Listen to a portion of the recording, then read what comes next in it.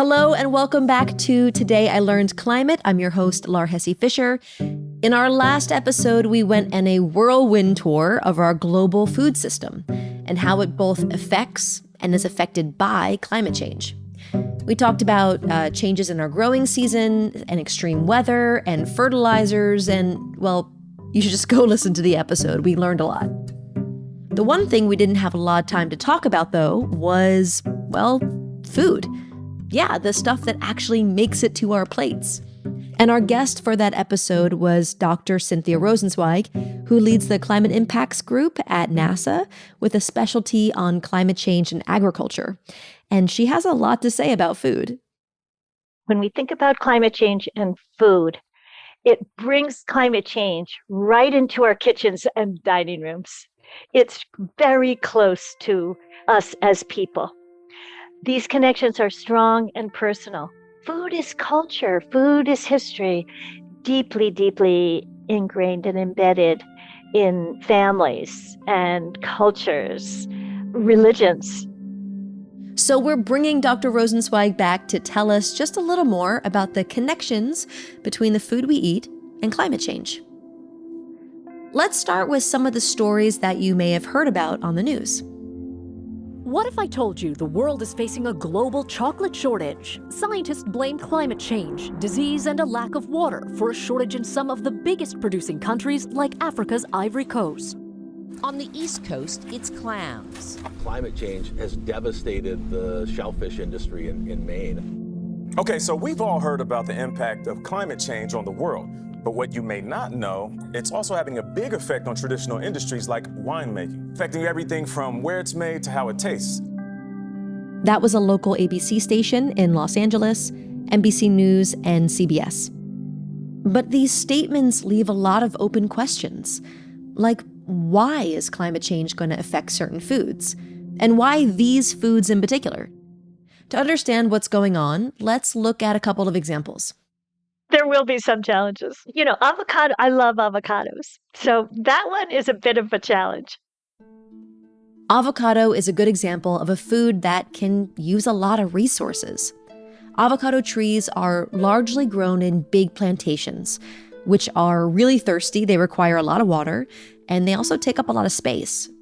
In major avocado growing regions, like parts of Mexico and Chile, these plantations are actually depleting local water sources and contributing to deforestation as they expand. Plus, like many foods, avocados are eaten all over the world, but they're mostly grown in one area, in this case, Latin America, which means if you're eating avocados in most of the US or Europe, a lot of energy was used to ship them to you. And to keep them from getting ruined on these voyages, they're kept refrigerated, which takes even more energy. This all adds up to a food that, well, just takes a lot of resources. Now, this doesn't mean that these foods are gonna go extinct, but these trends definitely make certain foods harder to cultivate. And then there are plants that are very sensitive to a changing environment, like coffee trees. Coffee is derived from the seeds of coffee cherries, which grow on trees in tropical forests that get plenty of rainfall. Scientists expect climate change to make many of these areas warmer and expose them to more frequent and prolonged drought, which is really hard on coffee crops. And we're seeing hints of this already today. In southern Brazil, which is one of the biggest coffee growing regions in the entire world, the past 2 years have seen the worst drought in almost a century, and many coffee growers are losing their crops or rapidly switching to different, cheaper varieties that can better withstand the heat. Now, this doesn't mean that these foods are going to go extinct, but these trends definitely make certain foods harder to cultivate, and that could lead to higher prices or farmers switching to different, hardier varieties. Okay, so those are two examples, but there's good reason to think beyond specific foods.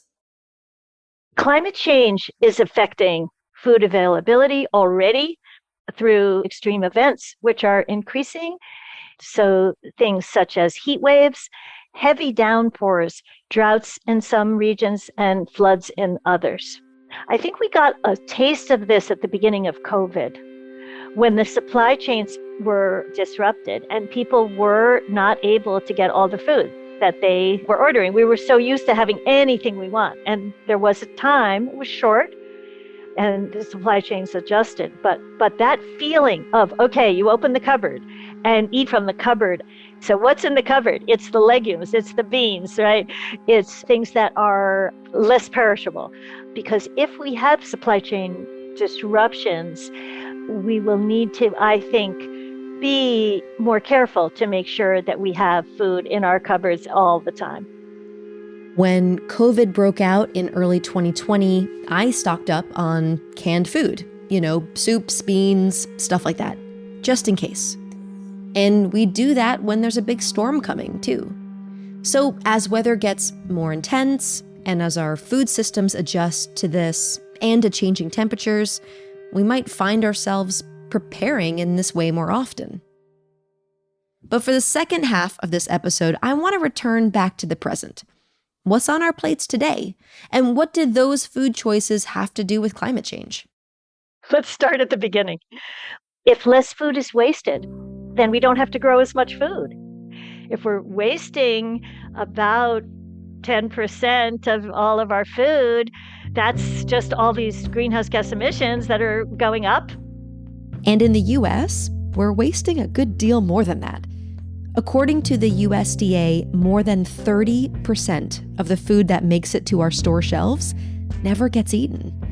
Some of that is thrown out by the stores because it's past its expiration date or because it's not pretty enough to sell or other reasons. And some of it is thrown out at home. By cutting down on that food waste, we can also cut down on the land and water and energy that goes into producing it. And some decisions about what people eat can also affect the food system that we're a part of.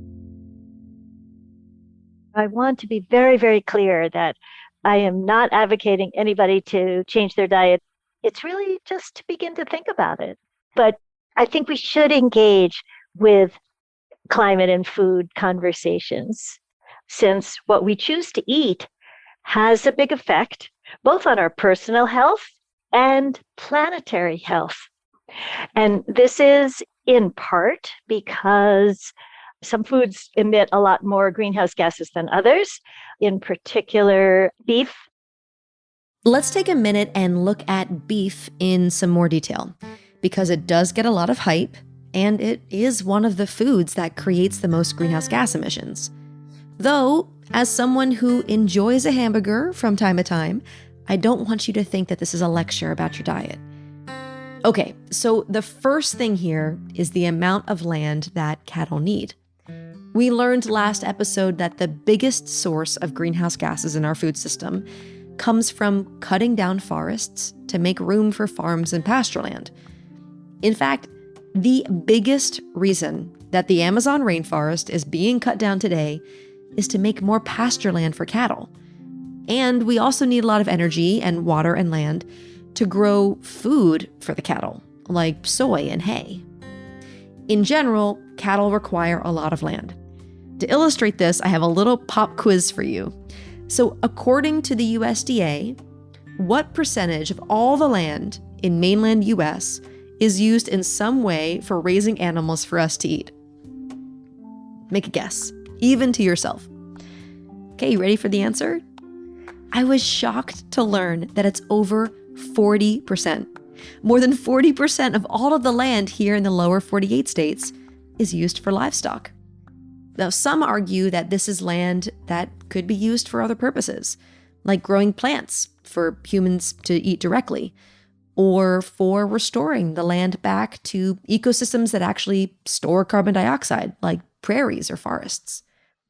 And there's another thing going on here with cows. Because of the methane that cows emit, but also through the manure as well. They are big, big greenhouse gas producers. Yeah, cattle and some other animals like sheep and goats produce a lot of the greenhouse gas methane, which is even more powerful than carbon dioxide. It's to do with the way that these cattle's digestive systems work. So it's really hard to digest grass and hay, so they ferment it in their stomachs, creating methane that they burp out. So as weird as it may sound, this actually is a big deal. The EPA estimates that more than a quarter of all the methane that humans are adding to the atmosphere comes from our livestock burping. And it's not just beef, like rice fields leave a lot of standing water where oxygen can't get into the soil, and that creates good growing conditions for bacteria, and that also releases methane. So why are we talking about all this again? Right. Food choices. So as we think about our diet choices, there are ways to reduce the causes of climate change. If people eat different food, that then feeds back on what will be produced.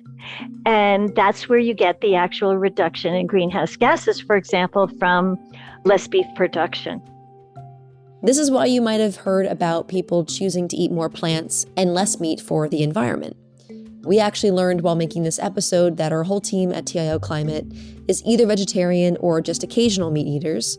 It's not really something we had talked about before, but kind of like buying green electricity for our homes, it's a choice that we're making to start nudging these bigger systems, like the ones that give us our food and our energy, to produce those things in a way that doesn't add to our climate change problem.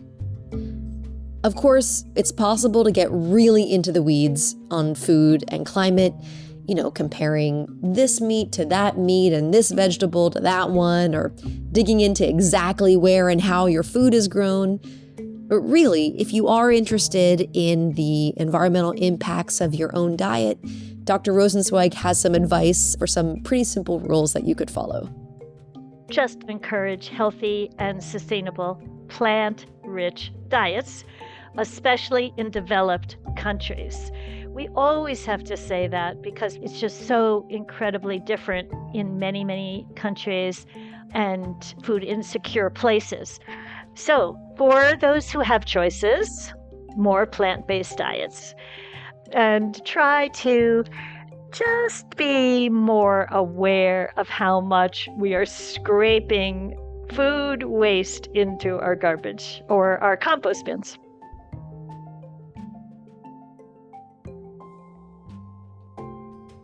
That's it for our episode.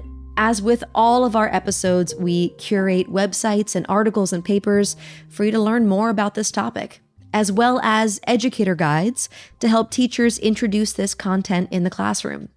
Both can be found on our website, tilclimate.mit.edu. Just go to the episode page.